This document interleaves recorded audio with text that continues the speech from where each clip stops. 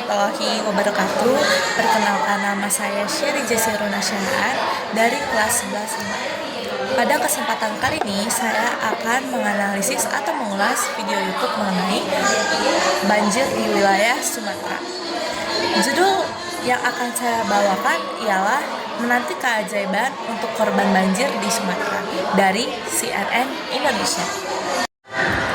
Pada video yang saya ambil dari CNN Indonesia, video ini menceritakan kondisi pasca bencana banjir besar di Sumatera Utara dan provinsi lain di Sumatera yang terjadi sekitar akhir November hingga awal Desember 2025. Banjir yang terjadi begitu parah sehingga jalan-jalan masih tertutup lumpur dan kayu gelondongan. Banyak daerah terisolasi, serta warga masih menunggu bantuan dan keajaiban untuk pertolongan dan pemulihan. Tentunya banjir ini ada penyebabnya. Menurut konsep geografi, banjir ini terjadi tidak hanya karena faktor cuaca atau hidrometeorologi, tetapi juga karena kondisi fisik dan lingkungan wilayah. Tentunya ada penyebab utamanya. Yang pertama, curah hujan ekstrim dan meningkatnya intensitas hujan selama musim hujan di Sumatera akhir 2025. Yang kedua ada topografi dan hidrografi. Wilayah pegunungan dan sungai besar yang mudah meluap ketika debit air meningkat. Yang ketiga, kerusakan lingkungan atau deforestasi, degradasi lahan. Hilangnya vegetasi penahan air yang membuat tanah tidak mampu menyerap air hujan secara maksimal. Yang keempat, ada kombinasi faktor alam dan kelemahan sistem pengelolaan daerah hulu sungai menyebabkan banjir semakin luas. Hubungannya dengan konsep geografi, yang pertama interaksi antara atmosfer atau curah hujan tinggi, litosfer atau topografi karakter tanah, dan antroposfer atau aktivitas manusia atau kerusakan lingkungan menciptakan bencana hidrometeorologi berupa banjir, bandang, dan longsor. Tentunya dari banjir ini ada dampak bencananya. Yang pertama ada dampak lingkungan. Tentunya dampak lingkungan ini meliputi yang pertama sungai meluap, banyak tanah tergerus. Yang kedua, sedimentasi lumpur menutup jalan dan area pemukiman.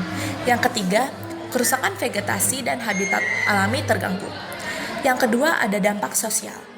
Dampak sosialnya yaitu banyak warga terisolasi dan kesulitan mengakses kebutuhan pokok. Yang kedua, beberapa warga menanti bantuan dan masih berada dalam kondisi sulit. Yang ketiga, ada dampak ekonomi. Yang pertama ada aktivitas perdagangan terganggu, transportasi melambat, biaya penanganan evakuasi, bantuan dan pemulihan infrastruktur meningkat karena luasnya wilayah terdampak. Selanjutnya ada penilaian video menurut saya. Menurut saya video ini cukup valid untuk dijadikan sumber karena yang pertama menampilkan kondisi nyata di lokasi banjir pasca bencana. Yang kedua, informasi sejalan dengan data dan laporan lain tentang bencana banjir besar di Sumatera akhir 2025. Yang ketiga, video ini menunjukkan bukti visual lapangan, bukan opini semata. Meskipun bukan video dari kanal media berita besar, isi visualnya menggambarkan fakta bencana nyata dan relevan sebagai sumber ulasan.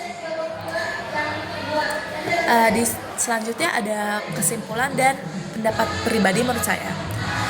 Kesimpulan menurut saya, banjir besar di Sumatera merupakan bencana hidrometeorologi yang mengakibatkan kerusakan lingkungan, terganggunya kehidupan sosial, dan kerugian ekonomi. Penyebabnya adalah kombinasi antara curah hujan ekstrim, karakter geografi wilayah, dan degradasi lingkungan yang memperparah dampak banjir. Dan menurut saya sendiri, untuk mencegah banjir serupa di masa depan, perlu ada pengelolaan lingkungan yang lebih baik, seperti reboisasi di hulu sungai, pengendalian lahan, dan sistem peringatan dini yang efektif agar masyarakat tidak terus berada dalam risiko tinggi. Demikian video analisis atau ulasan dari saya. Kurang lebihnya mohon maaf.